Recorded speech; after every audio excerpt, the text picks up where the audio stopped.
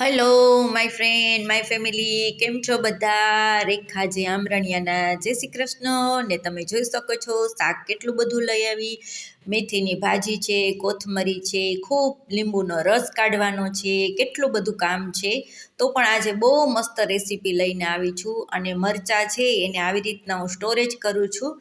તો પહેલાં આપણે એના જે છે ડંઠલ એ કાપી લેવાના, તો આપણા મરચાં ઘણા ટાઈમ સુધી ખૂબ સરસ રહે છે.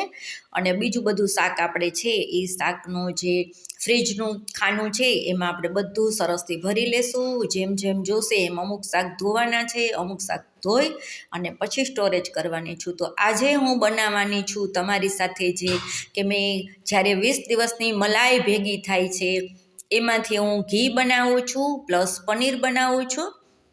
તો આજે આપણે ફાઇનલી પનીર બનાવી લીધું છે, ઘી બનાવી લીધું છે ને આને આપણે ચમચમ બનાવવાના છે. તો આપણી હથેળીથી ખૂબ સરસ રીતે એને મસળવાનું છે, ખૂબ મસળવાનું છે, જેમ આપણે રસગુલ્લા બનાવીએ છીએ.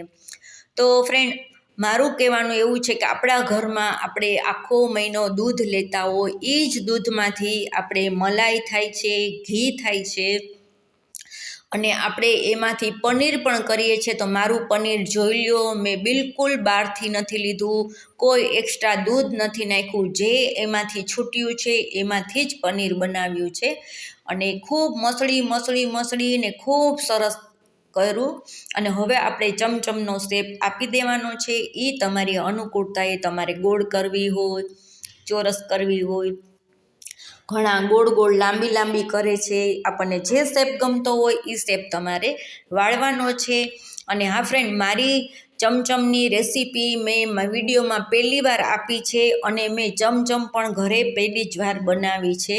તો ફ્રેન્ડ, કાંઈ મિસ્ટેક હોય અને તમને લોકોને આવડતી હોય તો તમે પણ મને સજેસ્ટ કરીને કમેન્ટમાં જરૂર કહેજો કે મેમ તમારી આ મિસ્ટેક હતી, આમાં આમ ન થાય, આમાં આમ ન થાય, તો મને પણ ખ્યાલ આવે બીજી વાર કરવી હોય તો ચોક્કસથી ખાસ તમને કહું છું. ને વાતું કરતાં કરતાં આપણી બધી ચમચમ રેડી થઈ ગઈ છે. હવે આપણે એને ખૂબ સરસથી ઉકાળવાની છે. જેમ કે આપણે પનીર છે એને આપણે બાફવાનું છે.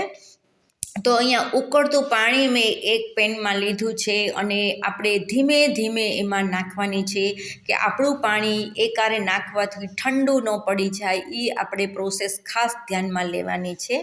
તો ધીમે ધીમે એક એક નાખશું અને મારે 8 નંગ થયા છે. એમાં આપણે એક નંગ છે એ કાઢી અને એનું સ્ટફિંગ બનાવશું આગળ. તો છેક સુધી વિડીયો જોજો. તો આપણે ખૂબ સરસ જોવો છો ઉકળી અને એકદમ ઉપર આવી ગયા પછી આપણે 5 મિનિટ એને ઢાંકવાની છે. તો હવે એક સાઈડ બફાઈ ગઈ છે તો હવે ખૂબ ધીમે ધીમે એને આપણે પલટાવી લેવાની છે, કારણ કે એક સાઈડથી બફાઈ ગઈ છે, એક સાઈડ થોડુંક પનીર આપણું કાચું હોય. તો બધી પલટાવી અને હજી પણ આપણે 3 મિનિટ રાખશું. અને હવે જો અહીંયા મેં ગેસ બંધ કરી દીધો છે તો પણ એની પ્રોસેસ ચાલુ છે. અહીંયા બીજા પેનમાં મેં ઠંડુ પાણી લીધું છે, ફ્રીજનું નહીં, નોર્મલી પાણી છે આ. તો એમાં આપણે એક ચમચમ જે છે બનાવવા માટેનું પનીર એને ઉપાડી અને સીધું એમાં જ નાખશું, કારણ કે પાણીમાંથી કાઢી અને આપણે સીધું એને નીચવીએ તો ગરમ પણ લાગે અને એની જે પ્રોસેસ છે એ આપણે એકદમ સરસ પરફેક્ટ ન આવે. એટલા માટે આપણે સાઈડમાં પાણીમાં જ એને કાઢવાની છે. અને અહીંયા મારે તૂટી ગઈ હતી તો એ જ ચમચમનું આપણે જે છે સ્ટફિંગ બનાવશું. સાઈડમાં મેં થોડોક યલો કલર લીધો છે અને અહીંયા આપણે ચાસણી બનાવવા માટે બીજા પેનમાં જે આપણે ચમચમ બાફી છે એ જ પેનમાં આપણે ચાસણી બનાવવા મૂકી દીધી છે. તો તે ચાસણી બનાવવામાં મેં 1 કપ પાણી અને 1 મોટો કપ ભરીને ખાંડ નાખી છે ફ્રેન્ડ. પણ તમારે બહુ મીઠી ખવાતી હોય તો તમારે ચમચમમાં 3 કપ લેવાનો છે, કારણ કે હું આમાં થોડીક ટ્વિસ્ટ કરવાની છું. તો એટલા માટે હું ખૂબ મોરી રાખું છું, એકદમ સ્વીટ નથી બનાવતી.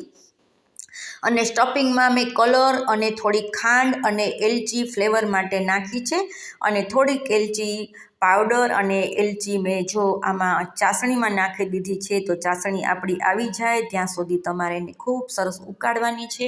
અને જ્યારે ઠંડી થઈ જાય ત્યારે આપણે એમાં સ્ટફિંગ ભરેલી આપણી ચમચમ છે એ એમાં નાખી દેવાની છે. તો હવે આપણું જે આ સાદા પાણીમાં આપણે પલાળી હતી એમાંથી એક કાઢી અને થોડું આપણે એને પ્રેસ કરીએ, કારણ કે પાણી નીકળી જાય તો જ એમાં આપણે ચાસણી જાશે, કારણ કે અત્યારે એમાં ફૂલ પાણી ભરેલું છે, ફૂલેલી છે, જોઈ શકો છો એકદમ સરસથી થઈ છે. તો ચોક્કસથી આવી રીતના તમે બનાવજો, ઘરમાં આપણને એક નવીન આઈટમ પણ બને અને આપણે જે વેસ્ટેડ વસ્તુ છે એમાંથી આપણે બેસ્ટેડ વસ્તુ કરવાની છે, તો ખૂબ સરસ કહેવાય. અને મેં ચાસણી ખૂબ પાતળી રાખી છે, એનું કારણ હું હમણાં આગળ તમને કહું છું. તો પાણીમાંથી બધી કાઢી અને જોઈ શકો છો એક ચપ્પુ લઈ અને થોડીક વચ્ચે જગ્યા કરી અને આપણું જે સ્ટફિંગ છે એ એમાં આપણે દબાવી અને ભરી લેવાનું છે. જેમ આપણે કોઈ પણ શાક ભરેલા કરતા હોય એમ થોડું હળવા હાથે આપણે ભરવાનું છે.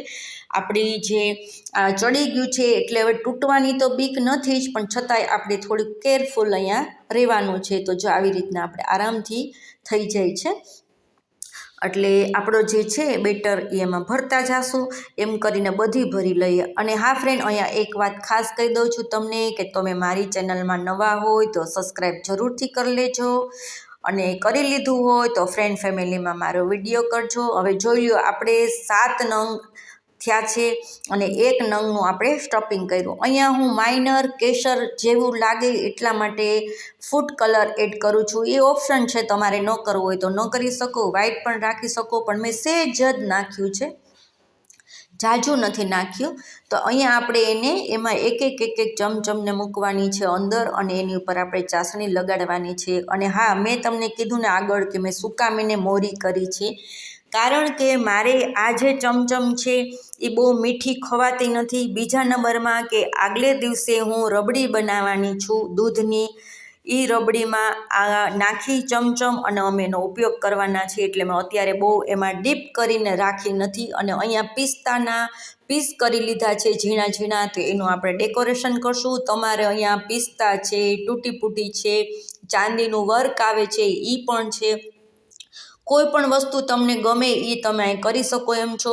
અને સામે બાઉલમાં ચાસણી છે, એમાં હું સરસથી દૂધ નાખીશ, ઉકાળીશ, રબડી બનાવીશ અને રબડી આમાં નાખી અને ખૂબ સરસ બનાવવાની છું. તો કાલના વિડીયોમાં મળશે.